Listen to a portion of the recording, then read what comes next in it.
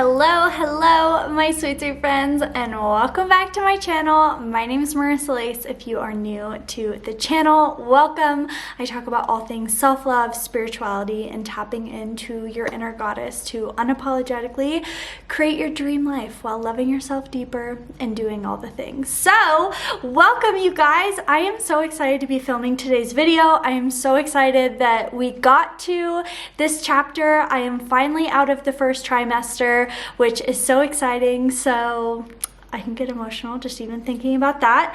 If you guys don't know, if you are new, my partner and I have been trying to get pregnant. Just got pregnant in December. We very quickly lost the pregnancy, and then in January found out that we were pregnant with our rainbow baby. So very exciting. I am so happy that we are out of the first trimester. We have done ultrasounds, my blood work, we have done the genetic testing, all of the things, and baby Lace is a little girl. We are naming her MarissaLace, and then her father's last name, which will be my last name.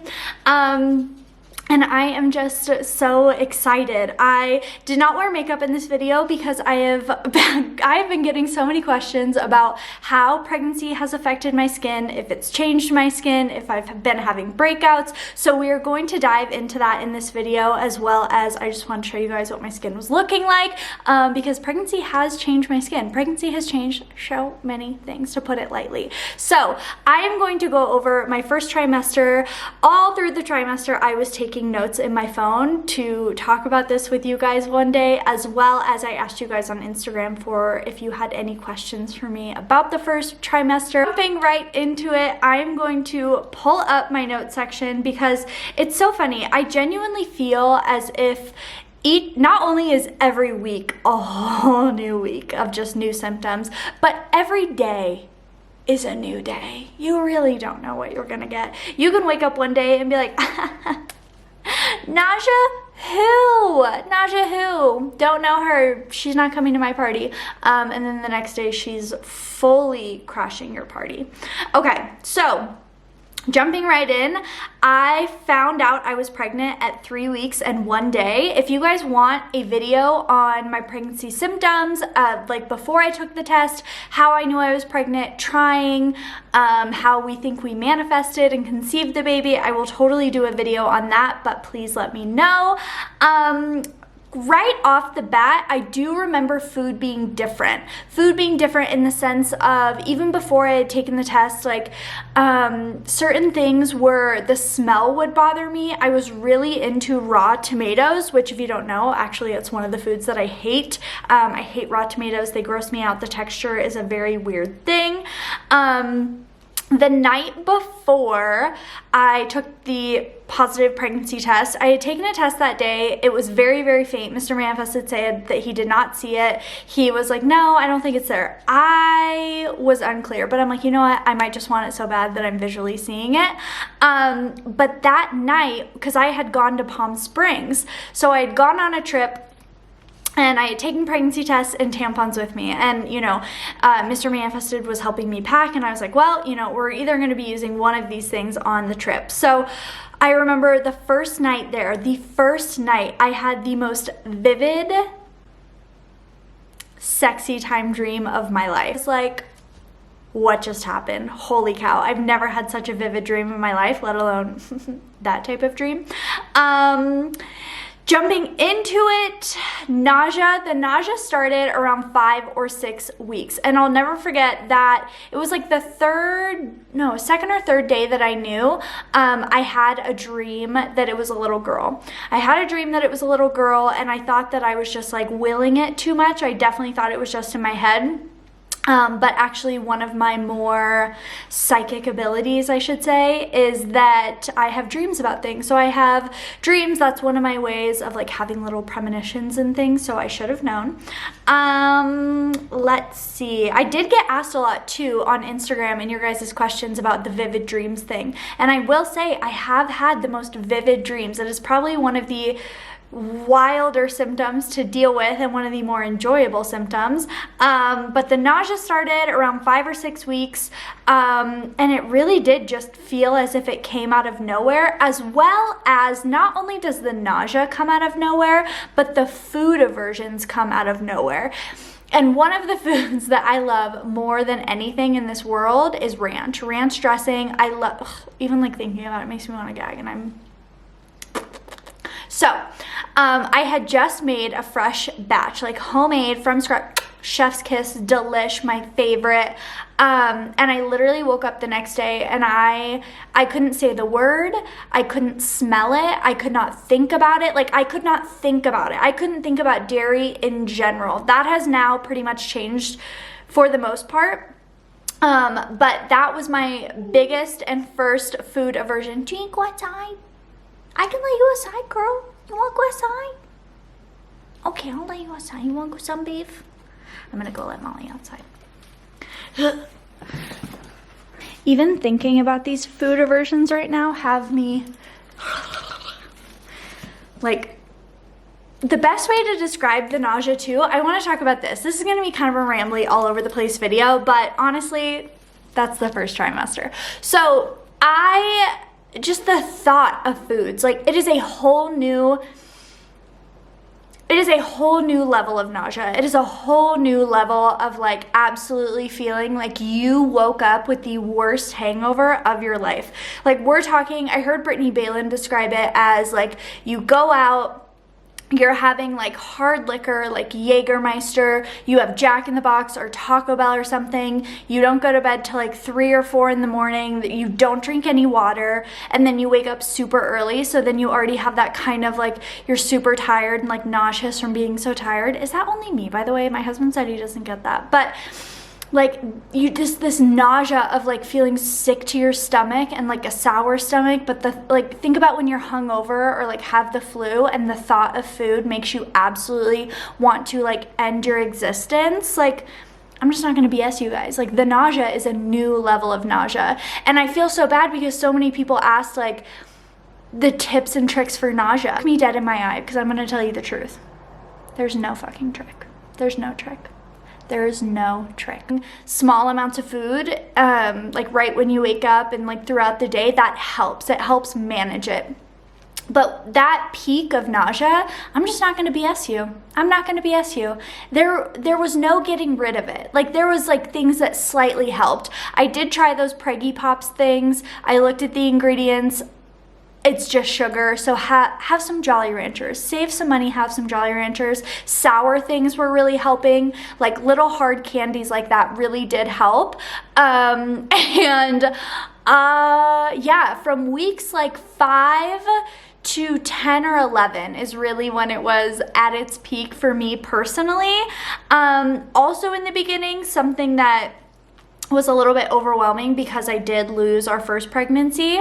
I had a lot of like dull cramping in the beginning. I had a lot of dull cramping, and just like it felt as if like they were period cramps. So I totally understand and see how if we were not actively trying, I understand how I would have thought it was just my period coming, and how like people do misinterpret like being pregnant for their period coming, you know? But really what that is and what that was my uterus stretching. So when you become pregnant, your uterus is stretching to like, you know, get ready to like have a baby in it. And yeah, they're very similar to period cramps, very, very similar. My first food craving was A1 sauce, like the tang of it, the vinegariness, and I wanted it on like anything. Like, I was just like baking baked potatoes and like mashing it up and then like dipping my fork in A1 sauce and then eating potatoes. And then yeah, ranch and dairy were like my first real food aversions. Still, like right now, the thought of like melted, like the cheese on pizza. Like, I am someone normally who, if I get like pizza or something, I'm like, well done, extra crispy. I like the cheese crust, you know what I mean? I want to have like I don't want it stringy and gooey all the way. I want it like well done, you know? Ugh, thought of it's grossing me out. And that right now makes me absolutely no, even still. Clementines were really good in the beginning. Weeks 4, 5, and 6, I was so ungodly hot and thirsty all the time. I was so hot, I was so thirsty, and you know, I know a lot of people have messaged me about the pregnancy anxiety. The pregnancy anxiety and, you know, just being like a ball of nerves and just like being a wreck about what's gonna happen. Is this baby going to like be okay? And I honestly can say that one, the pregnancy anxiety is normal. Your pregnancy anxiety is normal. Your hormones are literally, your progesterone, like all of these things are working against you, right? And so I want to remind us also that like your body is doing a lot of things. So, you know, I actually talked to my doctor about it because I was feeling like anxious, but it was also this feeling of knowing that it wasn't my own, knowing that my body was just like processing some things, like literally my body was doing some things and going through some things.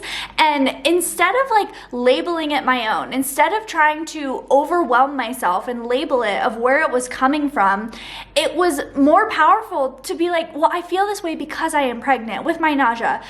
I'm feeling this way because I am pregnant. I am feeling this way because baby is growing and doing good things. And, you know, I think just really what helped me after losing my first pregnancy too is really embodying this energy of knowing that all of our feelings are valid. Whatever our mindset is that day is valid, but it's not serving me to go over every single thing that could go wrong and go over every cramp that could be something or every little twinge that could be something or anything, like trying to go in this spiral of a downward spiral of anything that could go wrong. It was not getting me to a place that I wanted to be, and I wanted to be pregnant so badly that when I got pregnant the first time and I like was pregnant and I was just so excited. And even when we, you know, lost that first pregnancy, I did not let myself get into a state of blaming myself. I did not let myself get into a state of like, you know, really blaming myself, feeling down, feeling bad. And I couldn't help but just focus on the fact of I could get pregnant and knowing that sometimes that's half the battle. And then, you know, I am a very spiritual woman, but at the same time, I can be a logical woman and I can look at the science and I can know that plenty of people go on from losing a pregnancy to having a perfectly healthy pregnancy. I also like really clung to the fact of knowing that after you lose a pregnancy, you're like 2 or 3 times more fertile, or maybe it's 9 times more fertile the first 2 or 3 months after. And so I filled my mind with this idea of it's okay and it's not my fault, and not letting myself get in my head about it. And so when I then was pregnant again, it was the same thing of clinging to this idea of knowing that even if something did happen, that there's a greater plan than I can even fathom playing out, and that even if something did happen, it's not my fault, and that doesn't make me a bad mom. It doesn't make me someone who will never be a mom. It does not mean I can't have a baby. And so really focusing on everything that felt good and everything that was quote unquote, I guess we could say like in our favor, you know, and talking to my doctor about that, and you know, her again just reassuring me that I think she said like 70% of miscarriages or something are the type of pregnancy loss that I went through, and they're very common, just not a lot of people talk about them.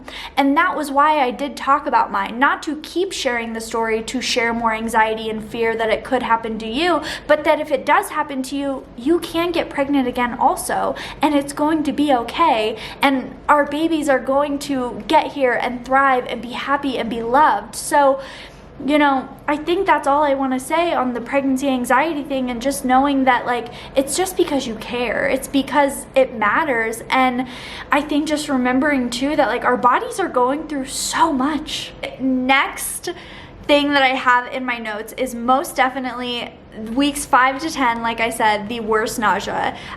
Dry skin, week 12, constipated. Here, let me tell you something that nobody tells you about pregnancy. Okay? You have the worst constipation of your life, okay? You do. And I'm zooming you in because my skin is somewhat now getting on the right track, but I never had really any breakouts. I never had too many breakouts. My skin, the texture of my skin felt really different. I did have really dry skin, just like overall dry skin. Also, I'm still looking for like a belly and like boob product that I really want to use to like help prevent stretch marks, but then just like hydration in general for how much your skin is like stretching and growing. If you have any suggestions, let us know down below, because I tried the Mama Burt's Bee oil and it like broke my skin out like crazy, and I never get rashes from things, and it was just like rashes all over my stomach. I had like rubbed it down my thighs, and like I guess I got it on my bikini area or something, and there was like, it was just like a mess. So I'm gonna skip out on that product. I am trying the Elemis one right now in the red bottle. Honestly, the only part that I was not expecting, the only parts of my pregnancy that so far that I have had no clue about were the constipation. Nobody told me that was going to be a thing. Nobody warned me. Nobody gave me a heads up about the just bane of your existence, which is the constipation. I was not expecting to see my body change so quickly. I will be doing a bump date at the end for you guys. And it's just cute and fun to see. I mean, again, the same thing with the anxiety. Like, I'm remembering that like my body is changing, but it's no longer just my body. This is also now Lila. Like, Lila is changing my body. Lila is growing, and I know when my body is growing, she is growing. So actually with my doctor right now, what I am trying to focus on is gain a little bit more weight. I lost a good amount of weight. I think I lost something like 7 to 10 pounds within the first trimester just because the nausea was so bad. I did not throw up once, but the nausea was just awful. I could barely stomach a lot of things. It was just really hard to eat anything because food was so gross. So, you know, I talked about this on Instagram, but I'm just going to tell you guys what my doctor told me. All you have to do is get through the first trimester, eat whatever you want, eat whatever you can. There was days where I was eating cup of noodles. There was days that I was eating those little like nacho Lunchables. There was days where I could only eat like baby carrots and PB&J. A lot of things that I liked in my childhood, I found that I was eating in my first trimester. Nothing I was really craving. I only had one craving, like one like real craving besides the A1 sauce. And luckily my husband is a saint and went and got it for me.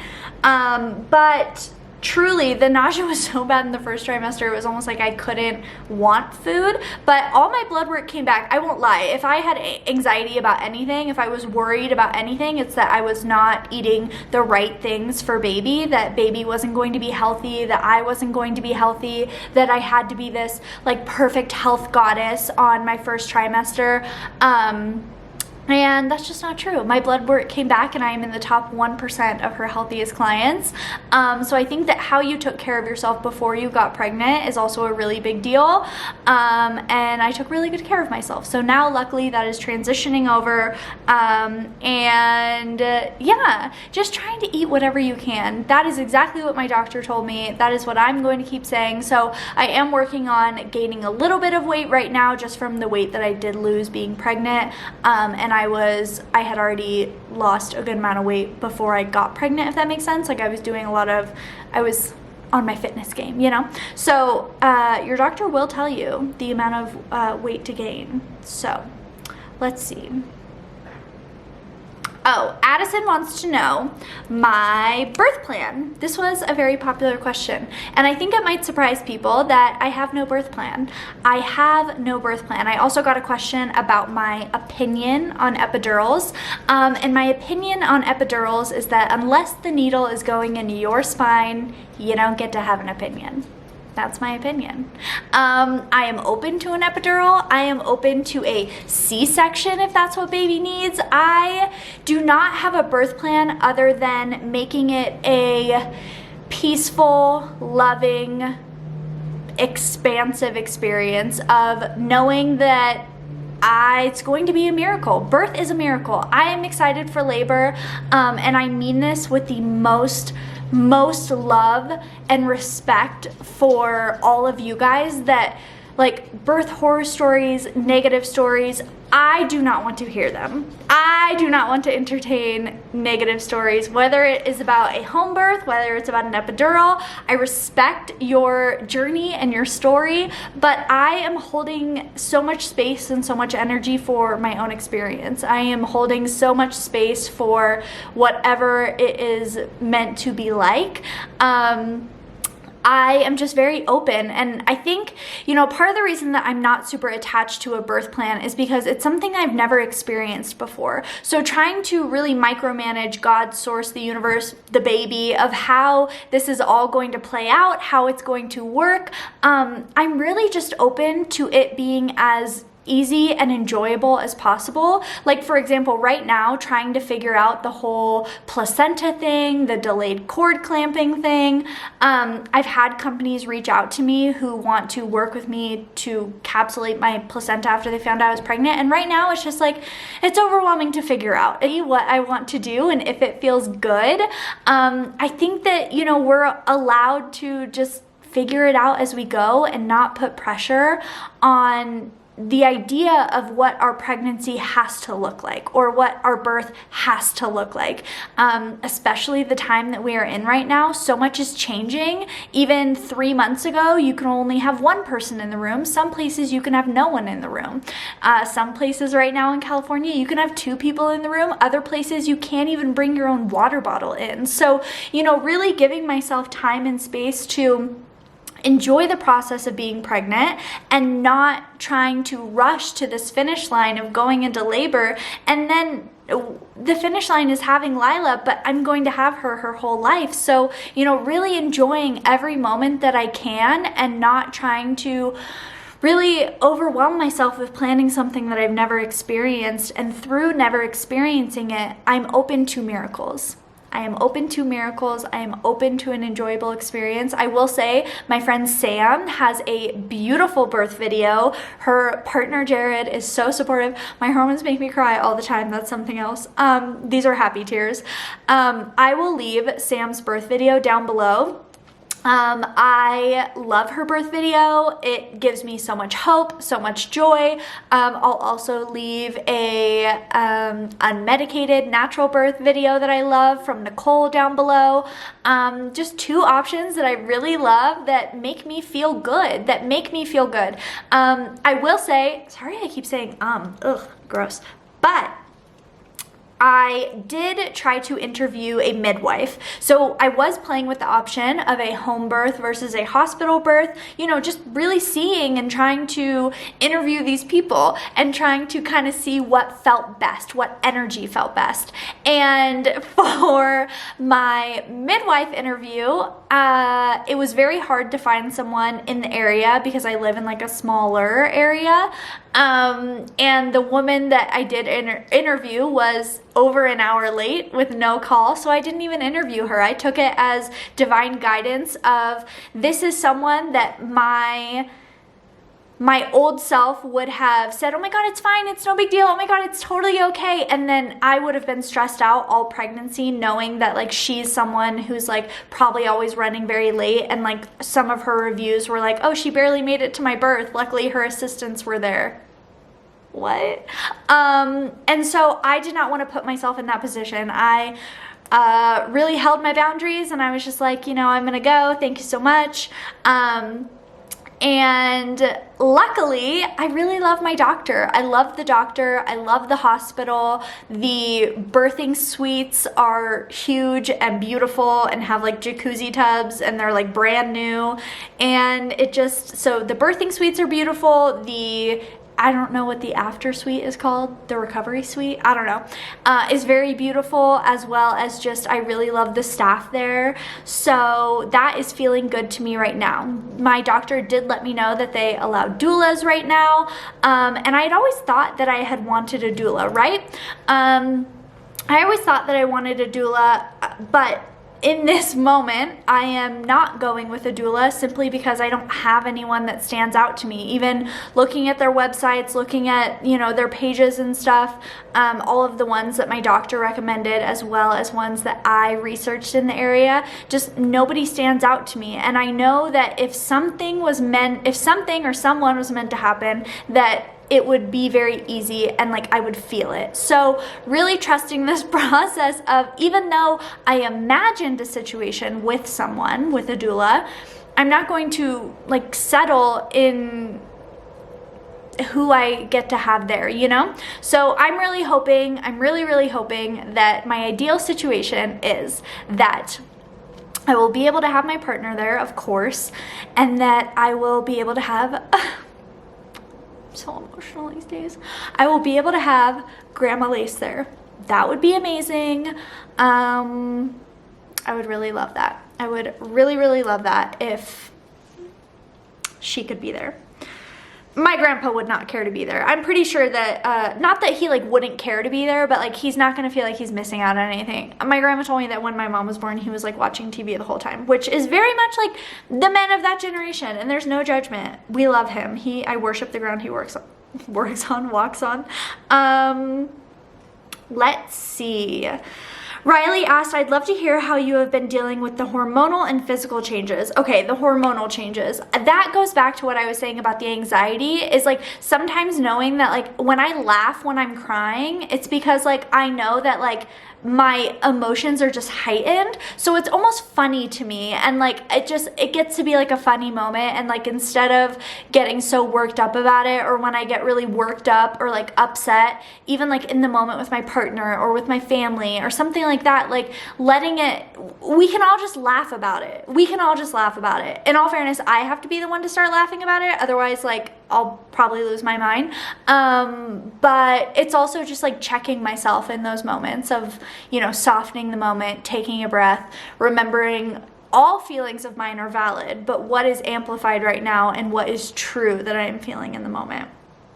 My favorite thing about pregnancy so far, Heather, is probably the ultrasound that I went and got done with Mr. Manifested. He is not able to come to my doctor's appointments right now, and so I asked my doctor if she had any ideas for where I could go to take him, because we live so close to Nevada, and in Nevada right now they can, partners can go with you. So we went to this amazing place called Keepsake Ultrasound. In our last vlog, you'll actually see footage from the ultrasound and see Lila, and just like having him get to see it, as well as like it was the only second ultrasound I've ever done, and it was when she's actually starting to like look like a baby, not just this little like gummy bear in my stomach. So that was a very special moment, and just like making it feel more and more real. I spent any time connecting with the baby, telepathically, of course. I will say that it is a very effortless connection.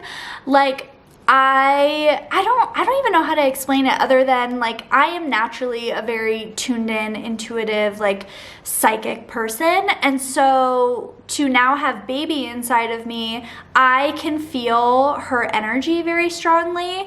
As well as just, it's not something I do intentionally, but even in my morning meditation and my morning practice, she can now hear sound. And every morning, not only do I do my meditation and my journal practice, my inner goddess manifesting meditation and journaling, but you know, I also use my crystal bowls in the morning, and I'll do a little sound bath for us, and just really feeling her energy, and I don't even know how to explain it truly. I think it is one of those things. I I think it is one of those things where you just have to feel it to experience it. And also, if you're not feeling it, do not judge yourself. Do not judge your experience of pregnancy. I would say if that is something you want to do, to start meditating more and just put your hands on your stomach, a hand on your stomach, a hand on your heart, and just setting the intention to really connect with your baby. You know, we now through science know when they can hear sound, when they start to recognize voices, when they see light. And so, you know, just having little moments with them like that. How did we go about picking out the name? We had always had the name picked out. I had a lot of questions like that about like the significance of her name and who chose her name, what her name means. And the significance of her name is just like, that is her name. We had both names picked out, whether we were having a boy, whether we were having a girl. We have Lila picked out because that is something that just really stuck out to me. I think I had a dream about it, and this was like before we even started trying. This is before we even got engaged. And I told it to my partner, and he really loved it right off the bat. And it was so funny because we had been like talking about baby names before that, and we like never really agreed on anything. And when we found out we were pregnant, we still loved the name. We were playing with it, we were thinking about it. There was another girl name that we were kind of going back and forth with and playing with, but then when we did find out that it was a girl, it was like 100%, no doubt, mind, body, soul, both of us just looked at each other and we were like, Lila. And then Lace, if you guys don't know, Lace is not my real last name. Lacer is my last name, and Lacer comes from my mom's side of the family, my grandparents, who raised me, who I worship, who I just love more than anything. And not only is like Lace a beautiful middle name, but it's a little like head nod to them and a little ode, I guess, to my family and my side of the family, and it just is very special. So Lila Lace, she can go by whatever she wants. She is a she until she tells us otherwise. So, you know, whatever she chooses to do in this lifetime, we are just here to support her and love her through it all. I did get a question, I can't find it right now, about how pregnancy has changed my relationship with my partner, and I don't think that it has changed a whole lot. We actually were talking about this the other day. I don't think a lot has changed, and I will give credit to that to my partner, who is the most loving, patient, supportive human. When I was manifesting someone into my life, when I was really getting clear and owning about who I wanted in my life and what was important to me, was I had always had people in my life who I felt like I was a burden. I felt like I was a bother. I did not like asking people for help, and partners that I had were just a reflection of that. So, you know, they weren't very hands-on people. They were not helping you a ton. And my partner is now someone who, one of his love languages, how he shows love, is acts of service. And I have a lot of people who actually ask me what his sign is when I like post things that he does for me, because he is a Virgo. He loves doing things for me, and I just love that. That is one way that I receive love, and so it just really works out. And like even now in this moment, feeling like guilt or shame of being like, I wanted someone who enjoyed making my life easier. I wanted someone who wanted to support me, not who I had to ask all the time for support, not someone who I had to lay everything out for all the time, because I love that. I think communication is amazing and beautiful, and yes, own and ask for what you want, but at some point also you want to feel that someone gets your rhythm and gets your flow and loves supporting you, and that is who my husband is. So I'm very grateful for him. I am very, very grateful for him. And what has changed is in the bedroom. Listen to me right now. You're not going to be in the mood a lot, but when you are, phenomenal. Phenomenal. The quickest time of my life, okay? I'm not trying to be inappropriate. This is like Patreon content, but that part changed a little bit, where before I very much had a high drive. Now it's a little bit lower. They said it's supposed to get higher in your second and third trimester, but when I was, chef's kiss. He's also way more attracted to me now. Not that he wasn't attracted to me before, but I think there is something to be said about you carrying their offspring that they're just like, mine, you know? Somebody asked me if I've had any surprising cravings, and I haven't had any surprising cravings, but what was surprising was my willingness to try meat when I got pregnant. And the reason that I decided to try it is because so many people told me that it really helped me with their nausea.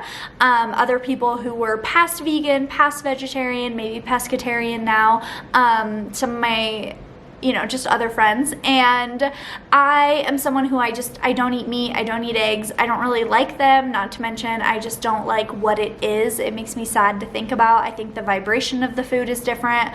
But I was like, anything to help this nausea, because when I tell you guys, this is next level nausea. I'm not kidding. So the first thing that I tried was egg. I tried a Impossible breakfast sandwich from Starbucks, and I didn't take the egg off, didn't ask for no egg. And it was just like, the texture weirds me out still. The texture weirds me out. I tried these, my husband was eating these Jimmy Dean like breakfast sandwich things, so like mini biscuits with like a sausage on it. And so for some reason I was like, in my head, I'm like, okay, well, I'm just gonna tell myself it's like the Impossible sausage. And I will say I was able to get a couple down, and it tastes good. The problem is not that it doesn't taste good. The problem is knowing what it is and the texture. I can't get myself to try and eat like chicken. It just really weirds me out. I think about what it is and I kind of like, I get weirded out. So I am kind of trying, because my doctor did say it would really help with the nausea, as well as it's just like good for baby. If you want to be a vegan mom, I think you can have a vegan healthy pregnancy 100%.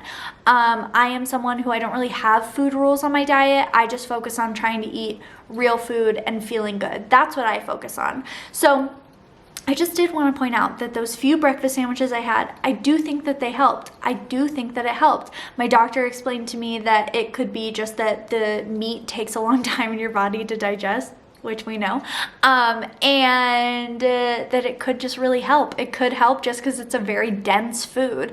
I can't get myself to really eat it right now. So I am still on really the meat-free train. I have thought about trying eggs. The texture just still really weirds me out. I thought about maybe trying to make egg salad, because eggs are supposed to be really amazing while you're pregnant. Salmon is supposed to be really good while you're pregnant if you get high quality salmon. According to my doctor, got that from my doctor, so nobody freak out. Yeah, I'm just very excited to be moving and grooving. We are 14 weeks now, and we're doing things. So I love you guys so much. Thank you so much for watching this video. Let's get to the little bump date, shall we? This week she can start smiling, making facial expressions. Very cute. Very, very cute. Cute line from my pants. Oh yeah. Sweats are a full lifestyle at this point. But I love you guys so much. Thank you so much for watching. I cannot wait to update you guys on more things soon. If you have any questions about the first trimester, leave them down below and I will do my best to just comment back to you and we can start a full discussion. Remember to respect everyone's opinion, not even opinions, everyone's stance, especially about pregnancy. I feel like it's such an individual journey, and whether you are very much against an epidural, remember it's not going in your baby or your spine. If you are against meat, it's not going in your body. If you are against me having more than one person in the room, that's your own problem. So, I love you guys so much.